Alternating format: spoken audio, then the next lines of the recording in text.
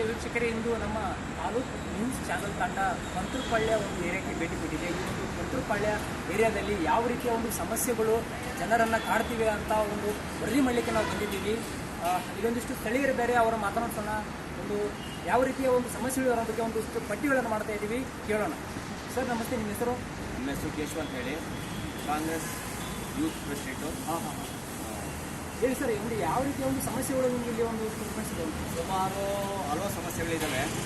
ಮೊದಲಿಗೆ ಬಂದು ಸ್ಕೈವಾಕು ರೆಡಿಯಾಗಿದೆ, ಅದು ಲಿಫ್ಟ್ ವರ್ಕ್ ಆಗದೆ ಇರೋದ್ರಿಂದ ಸಾರ್ವಜನಿಕರು ತುಂಬ ಪೂರ್ತಿ ಸಂಪೂರ್ಣ ಗ್ರಾಮಸ್ಥರಿಗೆ ಹಾಗೂ ಸಾರ್ವಜನಿಕರಿಗೆ ಎಲ್ರಿಗೂ ತೊಂದರೆ ಇದೆ. ಎರಡನೇದು ಬಂದು ಶಾಲಾ ಕಟ್ಟಡ ಕಟ್ಟಿದ್ರು ಅರ್ಧಂಬರ್ಧ ಮಾಡಿದ್ರು, ಅದು ಪೂರ್ತಿ ಇದಾಗಿದೆ. ಆಮೇಲೆ ಪೊಲೀಸ್ ರಾಜ್ಕುಮಾರ್ ಹಾಸ್ಪಿಟಲ್ ಕಟ್ಟಿದ್ರು 200 ಹಾಸ್ಪಿಟಲ್, ಅದು ಕೂಡ ಮುಕ್ಕಾಲು ಭಾಗ ಕೆಲಸ ಆಗಿ ನಿಂತೋಗಿದೆ. ಮೂರನೇದು ನಮ್ಮ ಪಂಚಪಾಳ್ಯ ಗ್ರಾಮಸ್ಥರಿಗೆ ಎಲ್ಲರೂ ಕೂಡ ಪಾರ್ಕ್ ಹೋಗೋಕ್ಕೆ ಜಾಗ ಇದ್ದಂಥ ಜಾಗದಲ್ಲಿ ಅದ್ಯಾವುದೋ ಪೈಪ್ ತಂದು ಹಾಕಿದ್ದಾರೆ. ಗ್ಯಾಸ್ ಪೈಪ್ ಲೈನು ಅಂತಾರೆ, ಕೆಲವರು ಇದ್ರಲ್ಲಿ ಕಾವೇರಿ ಪೈಪ್ ಅಂತಾರೆ. ಫುಟ್ಪಾತ್ನ ಒತ್ತುವರಿ ಮಾಡಿಕೊಂಡು ಸುಮಾರು ವರ್ಷ ಆಯಿತು, 5 ವರ್ಷದ 5-6 ವರ್ಷ ಹಾಗೇ ಇದೆ, ಅದು ಕೂಡ ಇದ್ದಿಲ್ಲ. ಆಮೇಲೆ ಮೇಲಾಗಿ ಪೋಸ್ಟ್ ಆಫೀಸು ಇಷ್ಟು ವರ್ಷ ಹೊರಗಡೆ ಹೋಗಿದ್ದು ಬಂದಿದೆ, ಅದು ಒಂದು 39 ಆಗಬೇಕು. ಹಳೆ ಪಿನ್ ಕೋಡ್, ಇದು ಸುಮಾರು 70 ವರ್ಷದ ಹಿಂದಿನ ಬಂದಿದ್ದು ಪೋಸ್ಟ್ ಆಫೀಸು, ಅದು ಪ್ರಾಬ್ಲಮ್ ಇದೆ.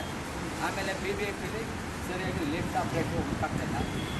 ಆಮೇಲೆ ಮೇಂಟೆನೆನ್ಸು ಬೇರೆಯವ್ರಿಗೆ ಕೊಟ್ಟಿದ್ದಾರೆ, ಈ ವಾರ್ಡ್ನವ್ರಿಗೆ ಕೊಡಲಿಲ್ಲ, ಈ ಭಾಗದವ್ರಿಗೆ ಕೊಡಲಿಲ್ಲ, ಸುಮಾರು ಬಂತೆ. ಆಮೇಲೆ ಕೆಲವು ಮೋರಿಗಳು ತುಂಬೋಗಿದ್ದಾವೆ, ಯಾವುದೂ ಕ್ಲೀನ್ ಮಾಡಿಲ್ಲ.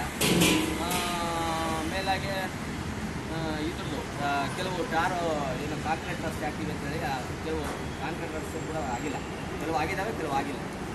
ಆಮೇಲೆ ಕೆಲವು ಅದೇನು ಹೇಳಿದಾಗ ಹೊಸ ಕಲ್ಲು ಹಳೆ ಕಲ್ಲಿನ ಜೋಡಿಸಿ ಕೆಲವು ಮೋರಿಗಳು, ಹಳೆ ಕಲ್ಲು ಯೂಸ್ ಮಾಡಿದ್ರು, ಹೊಸ ಬಿಲ್ಲು ಹಳೆ ಕಲ್ಲು ಹಾಕಿದ್ದಾರೆ.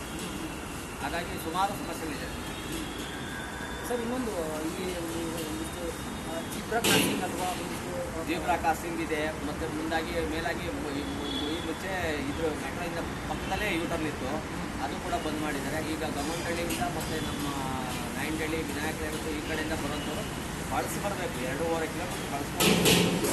ಹಾಗಾಗಿ ಇದನ್ನು ಜೀಬ್ರಾ ಕ್ರಾಸಿಂಗ್ ಮತ್ತು ಏನು ಎಲ್ಲ ಆಪೋಸಿಟ್ಗೆ ಬರಬೇಕು. ಇಲ್ಲಾಂದರೆ ಬಳಸ್ಕೊಬರ್ಬೇಕಾದ್ರೆ ಸುಮಾರು 2.5 ಕಿಲೋಮೀಟ್ರ್ ಆಗುತ್ತೆ ಲಾಂಗ್.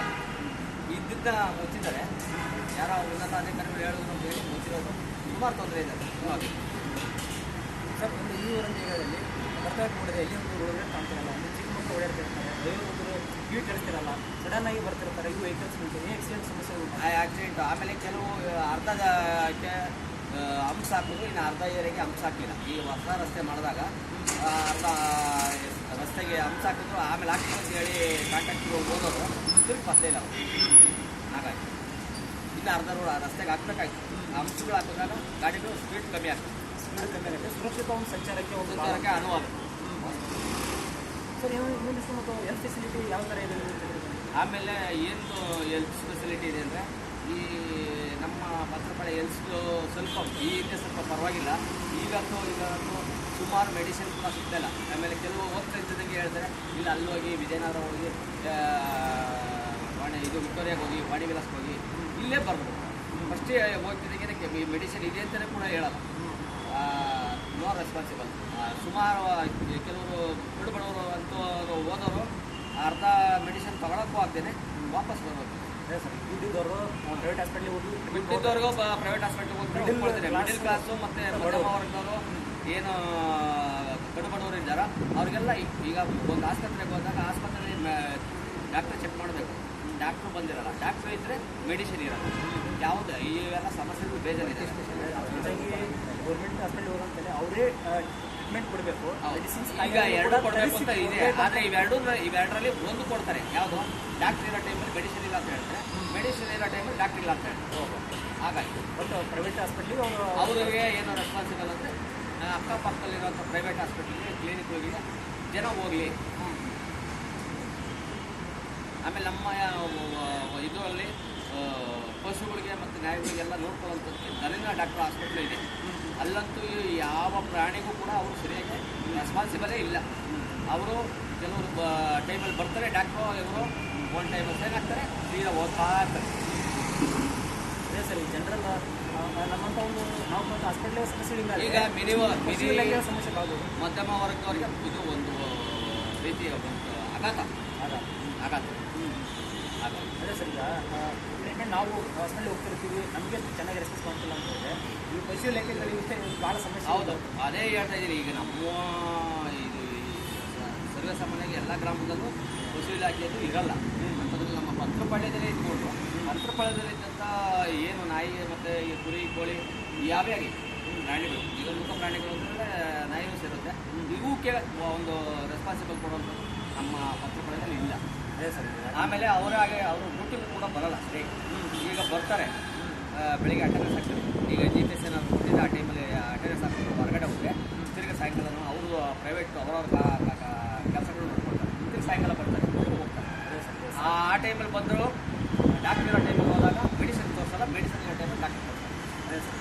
ಈಗ ಎಷ್ಟು ಬಾರಿ ಹೋಗ್ತೀರಿ? ಒಂದು 2 ಸರಿ ಹೋಗ್ತೀವಿ. 2 ಸರಿ ಹೋದಾಗ ಅವರು ಸಿಗ್ತಾ ಇದ್ದಾಗ ಏನು ಮಾಡಿದ್ರೆ ಮೆಡಿಸಿನ್ ಸಿಗಲ್ಲ, ಇದು ಸಿಗಲ್ಲ ಅಂದಾಗ ಒಬ್ಬರು ಲೇಬರ್ ಆದರೆ ಅವ್ರು ಕೂಲಿ ಬಿಟ್ಟು ಹೋಗಿರ್ಬೇಕು. ಕೆಲಸದಾರು 500 ರೂಪಾಯಿ 400 ರೂಪಾಯಿ ಅದನ್ನ ಬಿಟ್ಟು ಹೋಗಿರ್ತಾರೆ. ಅವ್ರಿಗೆ ಇಲ್ಲಿ ಸವಲತ್ತು ಸಿಗಲಾರ್ದಾಗ ಏನು ಮಾಡ್ತಾರೆ, ಆ 400 ರೂಪಾಯಿ ಕೂಲಿ ಬರುತ್ತಲ್ಲ ಅದನ್ನು ತಗೊಂಡು ಪ್ರೈವೇಟಲ್ಲಿ ತೋರಿಸಿ ನಮ್ಮ ಆರೋಗ್ಯನ ಕಾಪಾಡ್ಕೊಳ್ಳೋಣ ಅನ್ನೋದು ಮನಸ್ಥಿತಿ. ಈ ಪಂತ್ರಪಾಳ್ಯ ಗೋವಿಂದರಾಜನಗರ ಸ್ಟೇಟ್. ಜನರ ಸೇವೆ ಜನಾರ್ದನ ಸೇವೆ ಅಂತ ಹೇಳ್ತಾರೆ. ಸರ್ಕಾರ ಈ ಜನಾರ್ದನ ಸೇವೆ ಇಲ್ಲ, ಜನಸೇವೆ ಇಲ್ಲ. ಈಗ ಹೆಂಗೆ ಪೇಮೆಂಟ್ ತಗೊಳ್ತಾರೆ ಅಂತ 1 ಲಕ್ಷ ಬಿಲ್ ಆದರೆ 60,000 40,000 ಅವರೇ ತೊಗೊಂಡು ಈ 60,000ದಲ್ಲಿ ಇನ್ನು ಮಿಕ್ಕಿದವ್ರಿಗೆಲ್ಲ ಕೊಟ್ಕೊಂಡು ಅವ್ರು ಮಾಡೋಷ್ಟೊತ್ತಿಗೆ 20,000 ರೂಪಾಯಿ ಕೆಲಸನೂ ಆಗಲ್ಲ ನಮ್ಮ ಗೊತ್ತಿರೋ ಮಟ್ಟಿಗೆ. ಈಗ 1 ಲಕ್ಷ ರೂಪಾಯಿ ಕೆಲಸನ 90,000 80,000 ರೂಪಾಯಿ ಮಾಡಿದ್ರು ಅದ್ದೂರಿಯಾಗಿ ಮಾಡ್ಬೋದು. ಈ ಅದ್ದೂರಿ ಕೆಲಸ ಮಾಡೋದೇ ಇಲ್ಲ. ಯಾಕೆಂದರೆ ಅಲ್ಲಿ 20%, ಒಬ್ರಿಗೆ 10%, ಒಬ್ರಿಗೆ 15%, 5% ಈ ಥರ ಎಲ್ಲ ಡಿಲೀಟ್ ಆಗಿಬರೋದಕ್ಕೆ ಒಬ್ಬ ಕಾಂಟ್ರಾಕ್ಟ್ರಿಗೆ 40% ಬರ್ತಾರೆ. ಅವ್ನು 40% ತೊಗೊಂಡು ಇನ್ನು 20% ಅವ್ರು ಬಿಡ್ಕೊಂಡು ಇನ್ನು 20% ಕೆಲಸ ಮಾಡ್ತಾರೆ. ಯಾವುದೇ ಕಾರಣ ಕಾಮಗಾರಿ 100% 100ಕ್ಕೆ 100%. ಆಮೇಲೆ 3 ಅಡಿ ಬೋರಿ ಅಂತ ಹೇಳ್ತಾರೆ, ಅದನ್ನು ಅಳತೆ ಮಾಡಿದ್ರೆ 2.5 ಅಡಿ ಕೂಡ ಬರೋಲ್ಲ. 6 ಇಂಚ್ ಕಾಂಕ್ರೀಟ್ ಹೋಗ್ತಾರೆ, ಅದು 3 ಇಂಚ್ ಇರೋಲ್ಲ. ಆಮೇಲೆ ಕೆಲವು ಕಡೆ ಎಲ್ಲ ಹಳೇದು ಕಲ್ಲುಗಳು, ಹಳೆ ಕಾಂಕ್ರೀಟ್ ಮತ್ತು ಮಡ್ಡಿ ಅದನ್ನೇ ಮಿಕ್ಸ್ ಮಾಡಿ ಹಾಕ್ಬಿಟ್ಟು ಹಳೆ ಮೆಟೀರಿಯಲ್ ಹಾಕಿ ಹೊಸ ಪೀಸ್ ತಗೊಳ್ತಾರೆ. ಇದು ನಮ್ಮ ಪಂತ್ರಪಾಳ್ಯದಲ್ಲಿ ಇದೆಲ್ಲ ಇದೆ. ಈ ಒಂದು ವ್ಯವಸ್ಥೆಗಳಿಂದ ಒಂದಿಷ್ಟು ಗುಣಮಟ್ಟದ ಒಂದು ರಸ್ತೆಗಳನ್ನು ಬರಲಿಕ್ಕೆ ಸಾಧ್ಯವಿಲ್ಲ. 100% ಸಾಧ್ಯವಿಲ್ಲ. ಯಾಕೆಂದರೆ ಇದೇ ಕಾರಣ. ಏನು 100 ರೂಪಾಯಿ ಬಿಡುಗಡೆ ಆಗುತ್ತೆ, 100 ರೂಪಾಯಿನಲ್ಲಿ ಎಲ್ರಿಗೂ ಕೊಟ್ಕೊಂಡ್ಬರೋಷ್ಟೊತ್ತಿಗೆ ಒಬ್ಬ ಕಾಂಟ್ರಾಕ್ಟ್ರಿಗೆ 60% 50% ಬರೋಷ್ಟೊತ್ತಿಗೆ 50 ಅವ್ರು ಏನು ಕೆಲಸ ಮಾಡ್ತಾರೆ, ಅವರು ಹಾಕಿದಂಥ ಬಂಡವಾಳಕ್ಕೆ ಅವನು ಮಡಿಕೊಂಡು ಮಿಕ್ಕಿದ್ದ ಕೆಲಸ ಮಾಡ್ತಾರೆ. ಅದು ಕಳಪೆ ಕಾಮಗಾರಿನೇ 100%. ಅದೇ ಸರ್, ಇವತ್ತು ರೋಡ್ ಅಂತಲ್ಲ, ಡ್ರೈನೇಜು, ರೋಡು, ಆಮೇಲೆ ಕೆಲವು ಗಿಡ ಮರಗಳದ್ದು ಯಾವುದೂ ಕೂಡ. ಆಮೇಲೆ ಅನಾವಶ್ಯಕವಾಗಿ ಒಂದು ರೋಡ್ನ ಕಿತ್ತಾಕ್ತಾರೆ ಸುಮ್ಮನೆ. ಅದು ಅರ್ಧಂಬರ್ಧ ಕಾಮಗಾರಿ ಮಾಡ್ತಾರೆ, ಸುಮಾರು 1 ವರ್ಷ 2 ವರ್ಷ ಅದನ್ನು ರೆಡಿ ಮಾಡೋದು. ಈಗ ಯಾವುದು ಕೇಳಿದ್ರೆ 2 ವರ್ಷದಲ್ಲಿ ಆಗಿರೋ ಬಿಲ್ಲು ಅಂತ. 2 ವರ್ಷದಲ್ಲಿ ಆಗಿರೋ ಕಾಮಗಾರಿ ಇವಾಗ ಮಾಡಾಕ್ತದೆ, ಅದನ್ನು ಅರ್ಧಕ್ಕೆ ಕಿತ್ತಾಗ ಏನು ಮಾಡೋಕ್ಕಾಗಲ್ಲ. ಕಿತ್ತವರು ಅರ್ಧಂಬರ್ಧ ಇದು ಬಿಲ್ ಆಗಿಲ್ಲ ಅಂತ ಹೇಳಿ ಹೊರಟೋಗ್ತಾರೆ. ಸುಮಾರು ನಮ್ಮ ಪಂತ್ರಪಾಳ್ಯದಲ್ಲಿ ಸುಮಾರು ಇದೆ ಬೈತಾರೆ. ಒಂದಿಷ್ಟು ಸಮಸ್ಯೆಗಳನ್ನು ನೀವು ನಮ್ಮ ಜೊತೆ ಹಂಚಿಕೊಂಡಿದ್ದೀರಿ. ಒಂದು ಸಮಸ್ಯೆಗಳನ್ನು ಪರಿಹಾರ ವಹಿಸಿಕೊಂಡು ನಾವು ಒಂದು ಪ್ರಯತ್ನ ಮಾಡಬೇಕು. ಸಂತೋಷ. ಇಷ್ಟೊತ್ತು ನಮ್ಮೊಂದು ಎಲ್ರಿಗೂ ಅನುಕೂಲ ಆಗೋದಾದರೆ ಒಳ್ಳೇದು ಅಲ್ವಾ? ಅದರಿಂದ ಇಷ್ಟೊತ್ತು ನಮಗೆ ನಮ್ಮ ಒಂದು ಮನೆಗೆ ಸ್ಪಂದಿಸಿ ಹೇಳಿಕೊಟ್ಟಿಗೆ ನಿಮಗೆ ಧನ್ಯವಾದ ಸರ್. ನಮ್ಮ ಕ್ಷೇತ್ರದಲ್ಲಿ ಯಾವ ರೀತಿಯ ಒಂದು ಸಮಸ್ಯೆಗಳನ್ನು ಸಾಧ್ಯ ಅಭಿವೃದ್ಧಿ ಕಾರ್ಯಗಳನ್ನು ಬೇಕಂತ ಅನ್ಸುತ್ತೆ. ಏನೇನು ಬೇಕಂತ ಅನ್ಸುತ್ತೆ?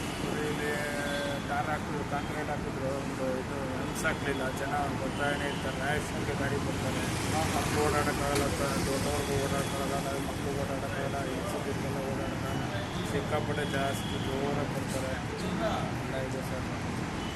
ಅದೇ ಒಂದಿಷ್ಟು ರೋಡ್ ಬ್ರೇಕ್ ಅಥವಾ ಜಿಬ್ರಾ ಕ್ರಾಸಿಂಗ್ ಕೊಟ್ಟರೆ ಚೆನ್ನಾಗಿರುತ್ತಲ್ಲ ಅಂತ. ಹೌದು ಸರ್, ಹಂಪ್ಸ್ ಮಾಡಿದ್ರೆ ಒಳ್ಳೇದು ಸರ್. ಹಂಪ್ಸ್ ಮಾಡಿದ್ರೆ ಸ್ಲೋ ಮಾಡ್ತಾರೆ, ಇಲ್ಲ ಹಂಪ್ಸಿಲ್ಲ ಅಂದರೆ ಹೋಗ್ತಾನೆ ಇರ್ತಾರೆ. ಸರ್, ನೀವು ಉಳಿದಂತೆ ಎಲೆಕ್ಟ್ರಿಸಿಟಿ ಸಪ್ಲೈ ಯಾವ ಥರ ಇದೆ ನಿಮಗೆ? ಸಪ್ಲೈ ಚೆನ್ನಾಗಿದೆ. ಒಂದ್ಸರಿ ಕರೆಂಟ್ ಹೋದರೆ ಬರಲ್ಲ, ಬೆಳಿಗ್ಗೆ ಸಾಯಂಕಾಲ. ಫುಲ್ ಅಲ್ಲ, ಬೆಳಿಗ್ಗೆ ಹೊತ್ತೆ ಬರಲ್ಲ, ಹೋಗುತ್ತೆ. ಬರೋದು ಕೊಡ್ತಾರೆ, ಈ ಥರ ಕರೆಂಟ್ ಎಲ್ಲ ಪ್ರಾಬ್ಲಮ್ ಇರ್ತಾರೆ.